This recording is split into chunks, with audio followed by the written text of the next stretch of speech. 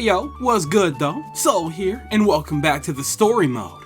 So by now you've seen the title, you've seen the thumbnail, so you probably know what's going on here. That's right, we're finally doing the long-awaited full-scale, mostly full-scale comparison video between Pokemon Scarlet and Violet and Pokemon Legends. Like I'm sure I've said in a multitude of previous videos, Pokemon Scarlet and Violet and Pokemon Legends both hold huge weights when it comes to the future of Pokemon and what we want it to look like. The long and short of it is, the series kinda rides on the backs of these two games, and we really need to talk more about that. Hence why, personally, I feel like this video in particular is kind of like a conclusion to a saga.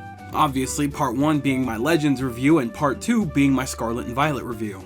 Yeah, you guessed it, this is a little bit of a shameless plug. Go ahead and check those out for me really quick. Jokes aside though, for this situation in particular, I do heavily recommend checking out those videos so that you can get all of my thoughts on those individual games. Like I said in my review for Pokemon Scarlet and Violet, I purposely went out of my way not to make any comparisons between the games solely so I could make this video.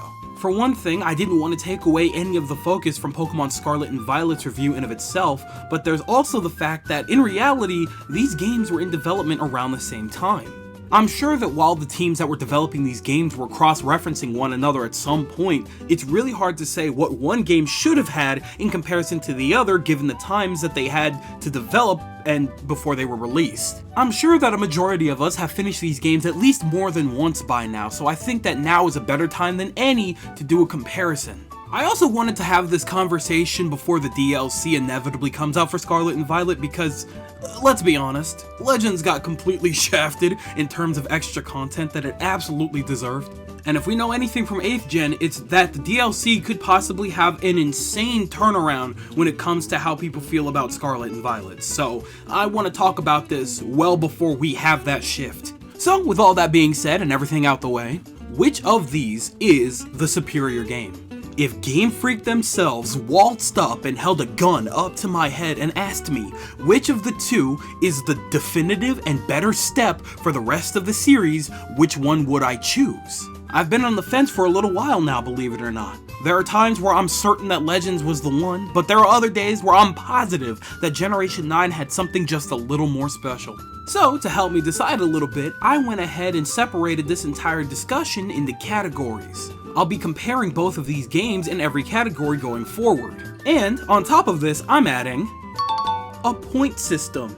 This way, you guys are able to visually see which game takes the cake for each category. And for the record, these categories aren't like randomly selected or anything like that.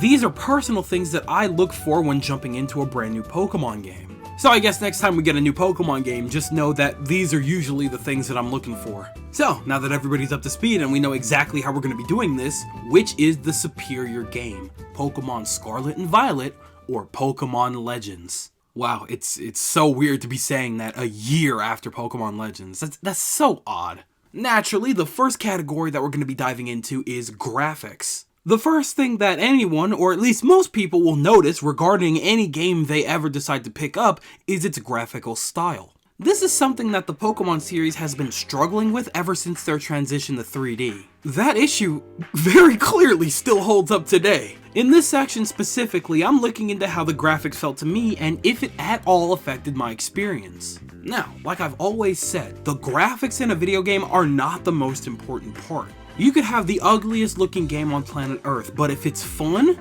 I'll find a way to get past it. That being said, I have no choice but to hand it over to Pokemon Legends in this case. Please understand that this was not an easy choice by any means. In fact, I'll go as far to say that there are situations in which Pokemon Scarlet and Violet does look better. The models of the people in the Pokemon are definitely the best they've ever been in Generation 9. The aesthetic of the region definitely holds up for the most part, and the animation in some of these main cutscenes are the best the series have ever seen. This game definitely has some high highs, but absolutely some of the series' lowest lows I've ever witnessed. I feel obligated to give this point over to Legends only because, at the very least, Legends' downfalls in the graphical department isn't downright distracting from the game itself. In Pokemon Scarlet and Violet, I would have to constantly remind myself that I'm playing a video game and not watching a slideshow. Looking off into the distance legitimately looks absolutely awful and genuinely disgusting.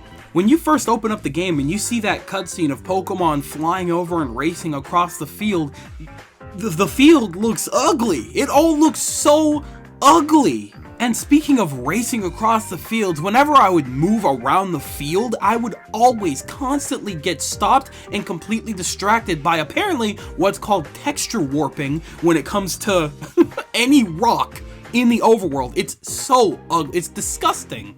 Dramatic, I know, but when comparing it to Pokemon Legends, it's kind of night and day. I'm not saying that Pokemon Legends is the most pretty game, by any means. However, in that game, I was never physically stopped to see how ugly something looked. In my head, it was very easy for me to feel like a little kid again, like I was playing my PS2 in my room and having a good time. Playing Legends felt like I was a little kid again. It made me want to replay games like Okami, where, again, even though the graphical style isn't the craziest thing, it had its own unique aesthetic that didn't distract from what the gameplay was trying to give you. As opposed to Pokemon Legends, where every single time I would move around the corner, I'm constantly reminded that the cycle that they put Game Freak in needs to die, and they need more time to iron out these games. So yeah, easy point to Pokemon Legends. Now we're gonna go ahead and move on to function. When referring to function, I'm referring specifically to how the game runs and how it feels on the most basic level. How it feels to move, how it feels to look around, how it feels to feel. How well do the mechanics that they implemented for each of these games work in tandem with the general speed? How good is the general ebb and flow of the game? This here is, to nobody's surprise, another one that easily goes right over to Pokemon Legends. I've already talked in depth about how badly functioning Generation 9 is, but it's almost alarming how far below it performs next to Legends. Generation 9 has frame rate breaks so often that it sometimes slows the game to a crawl, and it can be physically unbearable. During my second playthrough, I'm not kidding when I say I would stand up and walk in circles out of pure frustration with how slow that frame rate would drag out. The game would also try to constantly over-challenge itself and not be able to hold up in the long run. Remembering that I would at some point have to go back in the water in those games actually brought me to my knees sometimes. It was that bad. And also, this applies to the tag tree thicket. Somebody called it the lag tree thicket the other day. I was laughing my ass off because that is incredibly accurate. On top of this, the amount of times that this game has crashed on me is actually abysmal. I get that the Switch's hardware is very limiting when it comes to how much power you want to be able to put into your game, but for the love of God, you gotta keep track of what you're actually able to do with the console that you're working on. And the reason that I give this point over to Legends is because Legends actually keeps this fact in mind. While it's definitely far from the prettiest game anybody's ever seen, it's stable. In the 2 to 3 playthroughs that I've done with it, it's never crashed on me. And if frame drops were a thing, they were very rare. I legitimately cannot think of one moment where I had frame drop issues with that game. If it did happen, it was most likely because it was a situational thing, and it didn't really happen again, where with Pokemon Scarlet and Violet, it's guaranteed in certain areas. Oh my goodness. Also, glitches weren't a thing. When you were moving the camera around during battle, you weren't clipping through the floor. If somebody was like walking up a mountain and they fell through, it's because they were trying to break the game, where in Scarlet and Violet, it could just happen. The long and short of it is, when it comes to function specifically, Legends solos. It's not even a competition.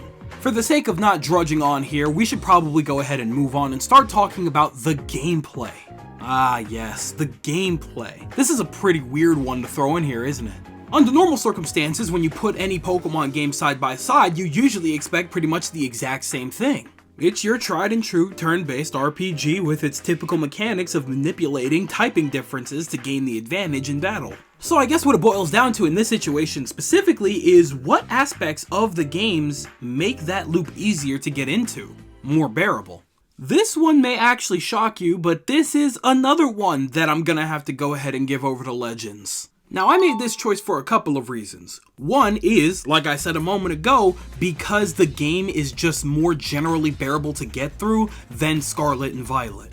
The second reason, though, is because of the gameplay loop. For starters, just being able to travel around the overworld in Pokemon Legends surpasses Scarlet and Violet by miles. The primary difference being, in Pokemon Legends, you don't feel completely useless without your Pokemon.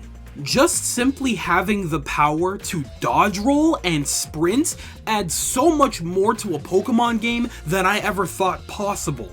Pokemon Scarlet and Violet kind of treats you like you're constantly in a crib. You can't go off cliffs, you can't go too fast, and if you get stuck on some kind of roof or something like that, well, the only way you're getting off is with your Pokemon. And then there's Pokemon Legends, where on or off your Pokemon, you could do the craziest dodge rolls onto the craziest cliffs ever. It's absolutely nuts, and I am absolutely here for it. It creates a better sense of risk and freedom, and in turn, immersion. Being able to move around at your leisure, be able to jump off cliffs and take that risk of dying and stuff like that, absolutely worth it. It makes things so much more interesting. And that's not even mentioning the reason why the dodge roll was implemented in the first place. You're constantly forced to make use of that mechanic because Pokemon in this era are actually dangerous, and they make sure to showcase that. So playing that and then jumping into Generation 9 where you can't sprint, you can't dodge roll, and again, you can't really do much without your Pokemon out is kinda jarring to say the least. Another thing that helps a lot when it comes to the gameplay loop is how the Pokédex works. I gotta say, it's kinda nice to have incentive to catch more than one Pokemon of the same species. Utilizing the original Pokédex to have us go out, capture more Pokemon, come back so that we can raise our rank and be able to do more is insanely addicting. On top of all of this, we still have yet to mention the fact that not only does this game have its own crafting mechanic, but it has its own unique style of boss battles. It's very easy to state my preference when it comes to the gameplay in this aspect because it has a gameplay aspect that takes you out of the traditional Pokemon loop. Because we're able to do all of these things that are so different from the usual Pokemon game, it makes it so much more compelling. So in turn, it stands out, and in turn, it makes it more memorable. However, there is one significant outlier in this situation. Unfortunately, because of the era that we're in with Pokemon, gimmicks are a very important thing now. And since battling is important to the entirety of the franchise, it's only fair to acknowledge that one gimmick is significantly better than the other. In this case in particular, yeah, terrestrialization blows the style changes out of the water. First off, nobody even acknowledges style changes anymore as its own gimmick, which is kind of upsetting because I actually really do enjoy style changes. But in reality, when you put the gimmicks side by side, style changes feels more like a get-rich-quick scheme. There's really not that much strategy to it. You either benefit yourself or you just don't use it at all. It's really not that big of a deal. With terrestrialization, on the other hand, you have to put a lot more time into it, a lot more calculation. You have to consider much more heavily whether or not it would be beneficial or detrimental to turn yourself into a monotyping against the Pokemon that you're up against. And again, unlike style changes, it's not unlimited. And so, with that in mind, I have outwardly acknowledged the fact that terrestrialization is just a better gimmick. And since battling is a very important conversation to have in the context of the gameplay, I'm gonna go ahead and give a 0.5 to Scarlet and Violet. You can call it a pity point if you want, but I'm not wrong. I'm not wrong. The next category that we're gonna go ahead and discuss right now is the online. We're sitting in a day and age with video games where playing online with friends is absolutely crucial. Pokemon in general has always been an absolute advocate of this, and they've always made sure that there was some way that we could connect with our friends and made sure that there was something to do when we did it. So in this discussion here, how well does online operate? Is it stable? Functional? Worth it? In between these two games, which did I look forward to more when it came to going online and interacting with others? Yeah, so this one's kind of a freebie because there's really no ifs, ands, or buts about it because Legends didn't really have online capabilities at all. You could go in, play the entirety of Pokemon Legends and not trade with a single person, which is totally fine under normal circumstances, especially when you're playing a game that's supposed to be a single player experience. But literally since Generation 1, we've always been able to at least battle our friends. I'm pretty sure that this is the first mainline Pokemon game to not have that. But the problem here is that there really wasn't any excuse not to have it. Sure, this game didn't really have any competitive aspects like abilities and held items and stuff like that. However, and correct me if I'm wrong on this, neither did first or second gen. So why is that a problem now? Ah, yes, that's right, because this game was originally supposed to be the 4th gen remakes, but they had to turn it into something else, and then they really had to turn it into a rush job. Oh, Pokemon Company, whatever will we do with you? besides let you rob us blind every year. All in all, there's really not much else to say here. With a series that advertises so heavily to interact and trade and battle against your friends and stuff like that, to have a game that doesn't really allow you to do any of that is kind of pointless. So yeah, this is an easy point to Scarlet and Violet. The next category that we're going to be discussing is the world in each of these games. The world of Pokemon. Which of these games actually managed to utilize it in their own unique and respective ways? One managed to explore the past of a region that we've known before, while the other introduces us to a new region entirely, further exploring the modern world of Pokemon that we know today. Which world felt more unified? Which world felt more realistic? Which was easier to dive into? This is actually a tough one for me, because they both managed to do lots and not enough at the same time. And in some weird twisted ways, when comparing the two, one will kind of like make up for what the other lacks, and vice versa. This was not by any means an easy decision for me, but I'm gonna go ahead and give this one over to Scarlet and Violet, and let me explain. Legends was very good at creating atmosphere and tension. Their goal for a majority of the game was to get you to understand why these people were so scared of Pokemon during their era. Since you, the player, comes from a future where Pokemon are not scary and much more manageable, you don't understand why that is until you actually step into these open zones. Being a Pokemon trainer isn't a sport yet, they're just getting a handle on how to utilize Pokeballs and how to get Pokemon to understand them. So you're going out there and you physically yourself are battling Pokemon, dodging their attacks. They are aggressive and mean, and they do a great job of showcasing that. They make it very clear that this is not the Pokemon era that you are used to. Now I'm saying all of this because I'm making sure that you guys realize that I am not disregarding what Pokemon Legends has to offer. They did a good job with what they had. However, the reason that I'm giving this point over to Pokemon Scarlet and Violet is because of what Legends didn't do. You may disagree with me on this one, and that's totally fine, but I personally feel like Scarlet and Violet just does a better job in general of showcasing realism and life. Legends falls short just a shy hair away from that. Now, for the most part, Scarlet and Violet is very simple in how it does things. Yes, there's a lot of people in towns and they're doing their own thing, just hanging out. Sometimes you can catch them eating ice cream at a table or drinking their boba or whatever. However, one of my primary problems with Legends is that we just don't have much life when it comes to the people living in that region. Does that make sense? I mean, how is it that there's only one town, Jubilife Village, and then nothing else? The Pearl Clan and the Diamond Clan are just kind of around, and they do have camps set up, but we don't even know where they actually are. They're just around just because, I guess. My primary issue with Legends is that it doesn't take the opportunity to showcase what Sinnoh was like before it became Sinnoh. All we have is a relatively small handful of things that tells you, yeah, this is eventually going to become Sinnoh. The Pokemon that reside there, the ancestors, Jubilife Village, and Mount Coronet. There is one other thing, but that kind of bleeds into the story, which is my next topic, so I'll get to that in a second. Other than that though, there's not really a lot of rhyme or reason as to why these people are here and why they're doing what they're doing. And if there was, at the very least, it certainly didn't feel like it. So again, in a default sense, Scarlet and Violet just has a lot more going on. An entire school that dedicates itself to showing trainers the ropes and also explaining a little bit of the history of the region that they're going to be exploring. Pokemon that constantly change up their habits, whether it's day or night, whether they're traveling in packs or by themselves. An entire aesthetic built around the fact that trainers in this region ride on this specific Pokemon to get from point A to point B, and they actually created something around that. An entire region that's just generally a lot more affected by what's going on with the actual story. So, again, when comparing the two, it's not necessarily what Scarlet and Violet does better, it's what Legends doesn't do altogether. And again, this was not an easy choice. I'm sitting here with my fist up at Scarlet and Violet for not doing a lot of things.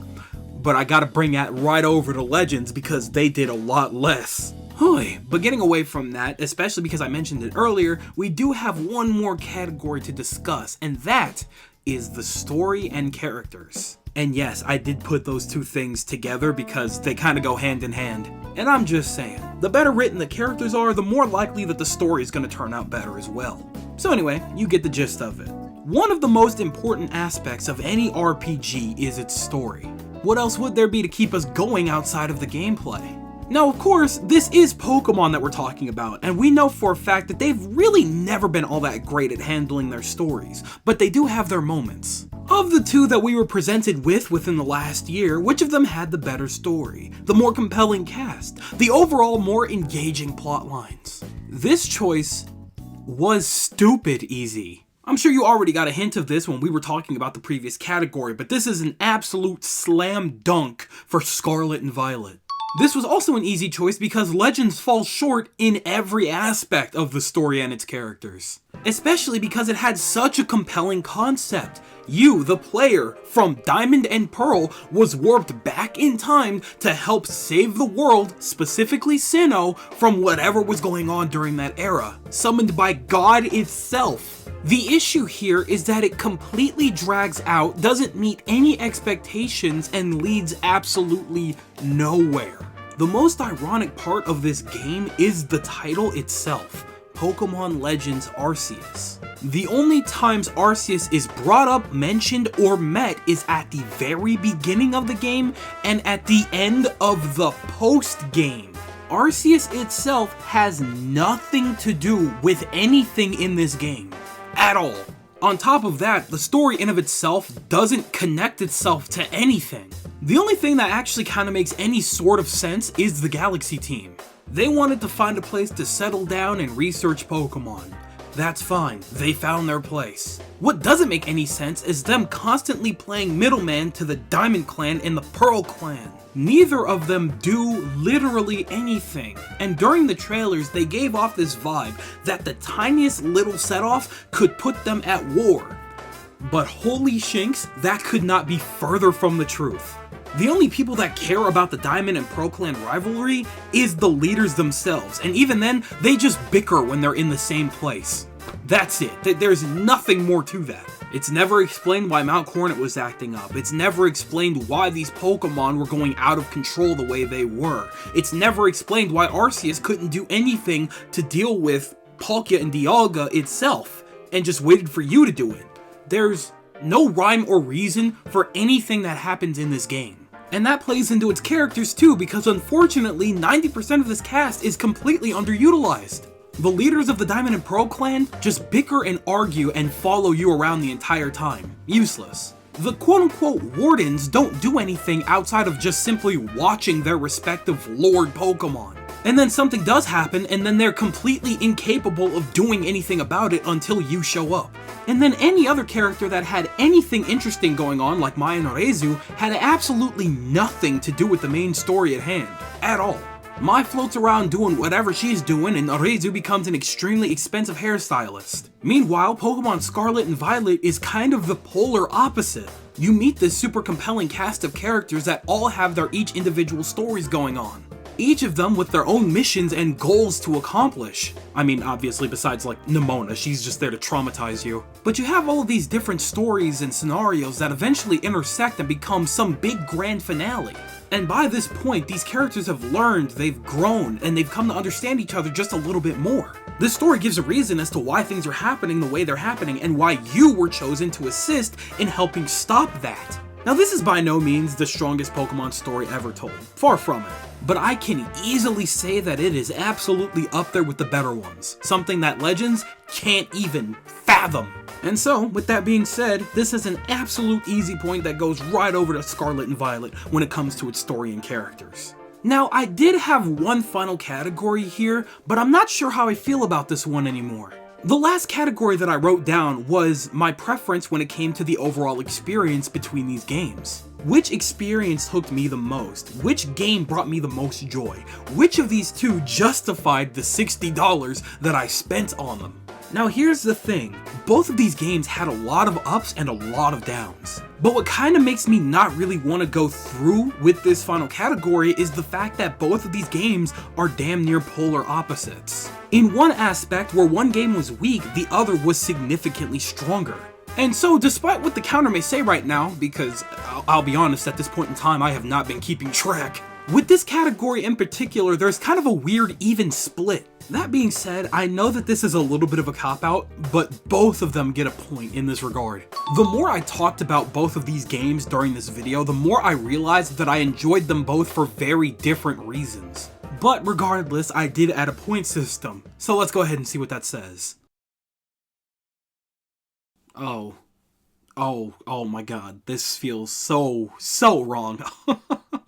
Okay, let's talk about this. So counting up the votes here, it seems that Scarlet and Violet just barely has an edge over Pokemon Legends. So obviously the one little tiny thing that allowed for Scarlet and Violet in this context to overtake Pokemon Legends is the fact that it had terrestrialization, the better gimmick. Other than that, it would have been a split right down the middle. So here's the thing, right? Somebody could totally just look at this and just say, oh, okay, he likes Scarlet and Violet better.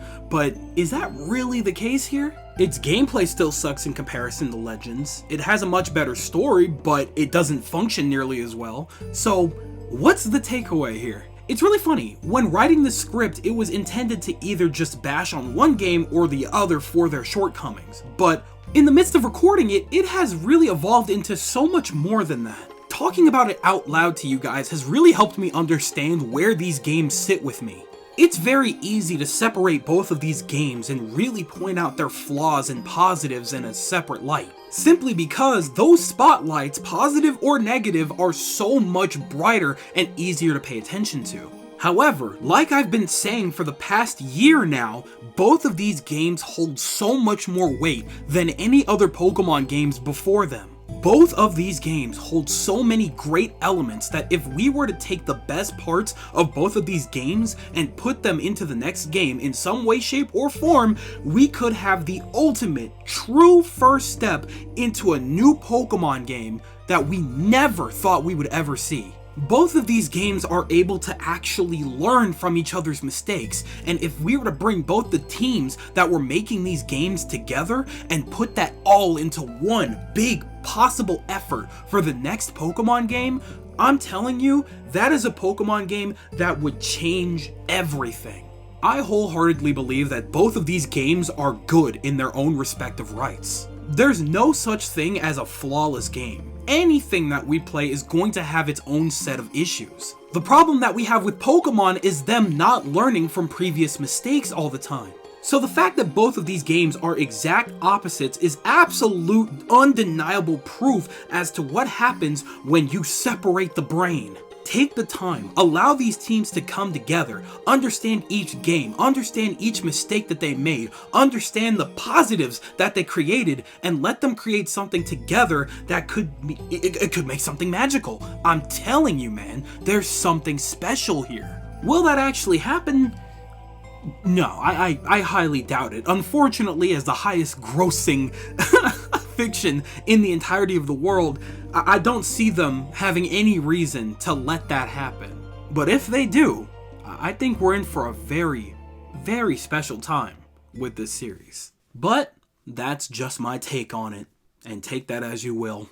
That one became a little more heartfelt than I intended, but yeah, I like both of these games, you know? I'm very angry with them for very separate reasons, obviously, as I've described, but I feel like there's a lot here to dissect, and we don't talk enough about that. So, one of these days, I really do hope that they pay attention and really see what they had here on their hands with each of these games. The potential for Pokemon will always be greater than almost any other piece of media or fiction I have ever seen, and if they capitalize on that, oh my god, they will be completely untouched, unmatched, even more so than they are now. But we'll have to see what happens when that as time goes along. But how are you guys feeling about this? Do you agree with me? Do you disagree with me? Do you feel that one is more glaringly better than the other? Do you feel very opposite of me? Do you feel that neither of these games had potential and that the next game after have to be completely separate from anything that we've gotten before? Tell me everything you guys are thinking in the comment section below, because you know for a fact that I am always going to be down there with you guys. But with that, it do be about skedaddle o'clock. I'd like to thank you guys ever so much for watching. I truly do hope you enjoyed. Do me the greatest favor of dropping a like and a comment, and consider subscribing for more content just like this. And with that, I'm gonna get the hell up out of here. Thanks again, I hope you enjoyed, and I will be seeing you guys in the next video. Do me the greatest favor of taking good ass care, and I'll see you all next time.